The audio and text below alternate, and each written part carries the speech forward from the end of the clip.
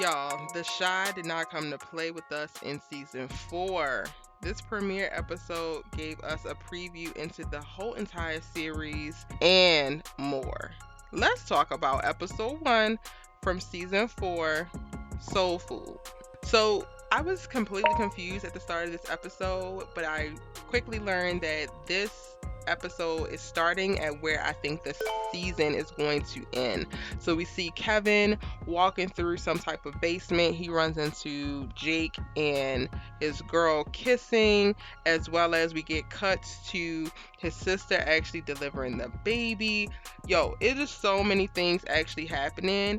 But we then learn that this is 1 month later. So we literally start this season off at the end of the season, and we get to see Emmett struggling with something in the mirror, a couple Chi-Town steppers getting down on the ballroom floor, and then we get to see Douda and his wife, waltzing a little bit.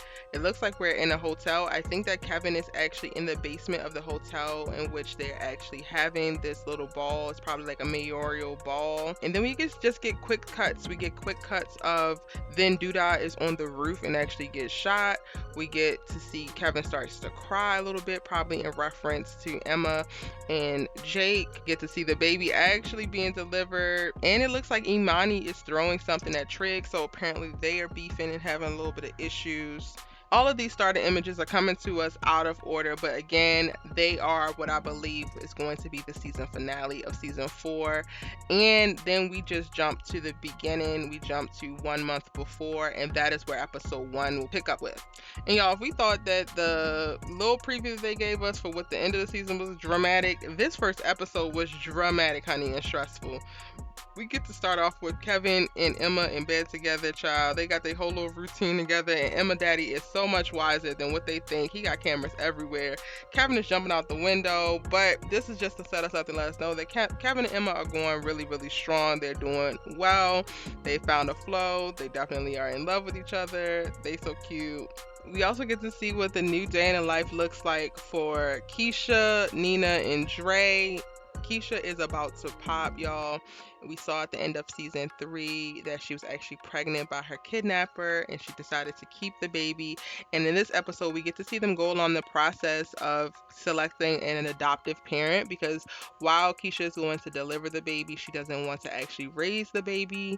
And I don't know, I'm starting to get seeds just in watching this first episode that she might wind up deciding to keep the baby and raise it herself. Her first visit with Tabitha Brown, hey Tab, who is now starring in this series as well.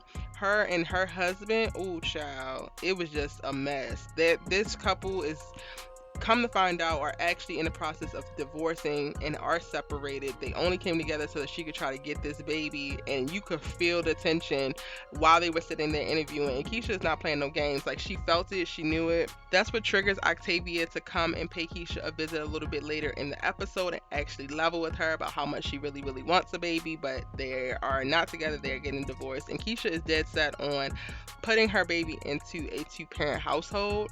I think that her being exposed to these people who are not necessarily in loving situations or relationships, and her being so dead set on having a 2-parent household, but I think that this won't be the only one, right?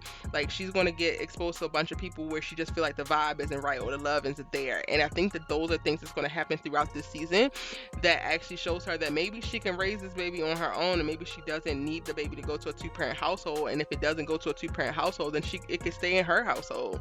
So I definitely could foresee that being the case when it comes to Kiesha moving forward with this baby. Emmett looks like he is thriving with the soul food shop Sonny's that he took over last season. Dom is still in the kitchen, child, but I'm stuck on the fact that Dom is actually dating Emmett's daddy, and Emmett and Dom slept together, and yeah. What?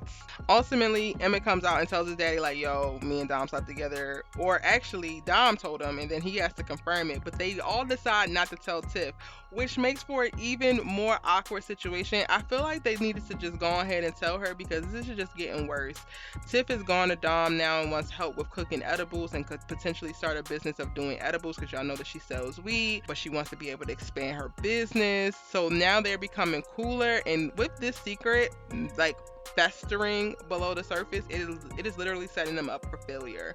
I can't. It seems like Dom is actually into Emma's daddy, which is again so very weird. But yeah, them in this whole date night, they had a double date night, and it was the most weirdest shit ever. They actually decide to try out some of the edibles that they're going to potentially be selling. So Emmett is paranoid, high, and I can't. The next 9 episodes is going to look like Emmett really just trying to hold this secret. And ultimately, we don't even know if him and Tiffany are really supposed to be together, because I feel like they also really rushed into it. Emmett really wants to like be stable and wants to feel like he's doing the damn thing and actually is making progress, when, sir, you are making progress, but you're not doing it by leaps and bounds, because clearly you did sleep with Dom.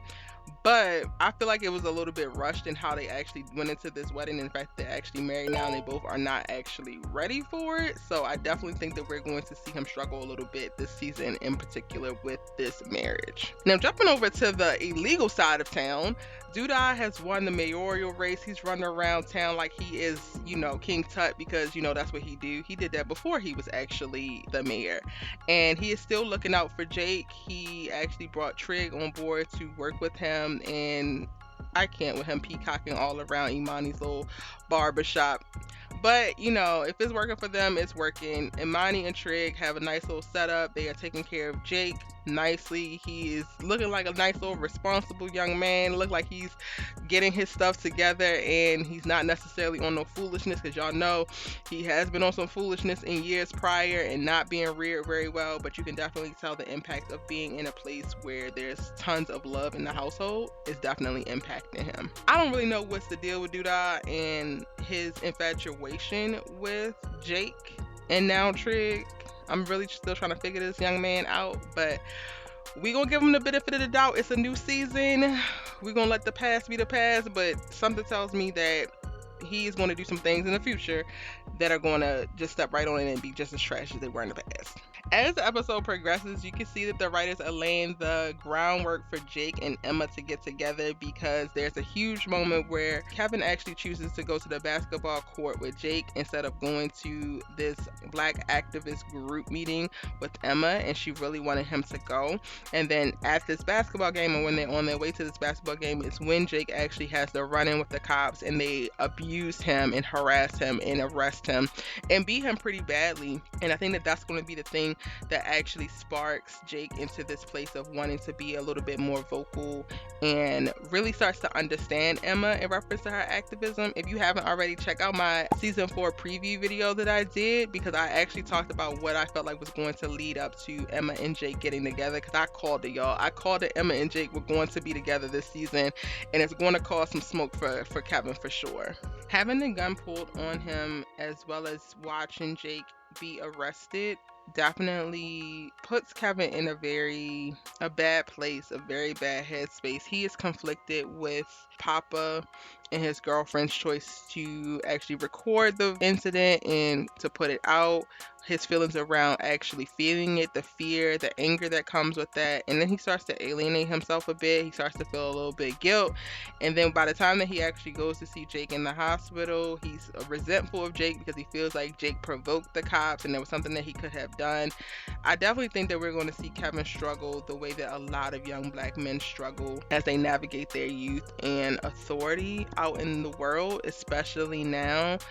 He wasn't the one who actually experienced the abuse in this case, but I definitely could see a little bit of survivor's guilt. Not that Jake is dying or anything like that, but when you are the person who is a bystander, there's a mental toll that is taken upon you as well.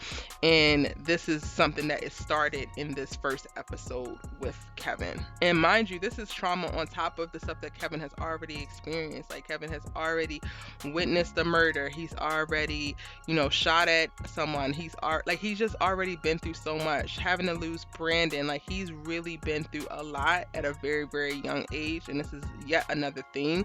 So when we see him drinking in this episode and smoking and just doing all these things in an attempt to numb his actual pain, to me it's completely understandable, but it is the tip of the hill and he's about to really tumble downhill. Now, I don't know what they're doing with this Tracy and Douda storyline, but apparently they're going to be a thing. She is feeling him and he got a whole wife and he's a gangster and he is ruthless. Child, I can't. But I do think that's going to make for great TV, so I'm here for it. In this first episode, I feel like we get a preview of what every single character is going to go through except for Trig. Like, Trig just seems very angry, and he's been angry before, but he has Jake, so one of the things that he wanted most was Jake, and now he has Jake. Seeing Jake actually be hurt like this, it just really just triggers his anger, and he goes to a place of like just wanting to get back.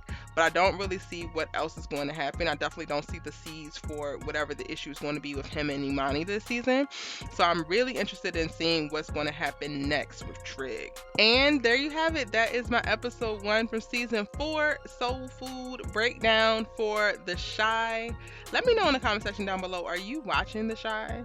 What are your thoughts? What are your questions? What are your comments? Tell me all that and more in the comment section down below. I'm your girl Erica Vane, and I post new entertainment videos every day, multiple times a day. I'm breaking down all the hottest television shows.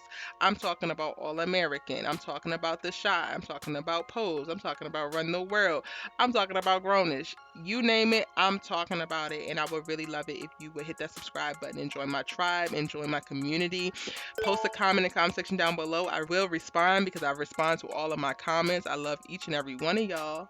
If you haven't already, check out my previous The Chi video, and you can stay up on all of my The Chi coverage with The Chi playlist. And if you are looking for something new to watch, something interesting to get into, I got 2 suggestions for you right here on 2 other shows that are just as good. All right, y'all. I will see you in my next video. Bye.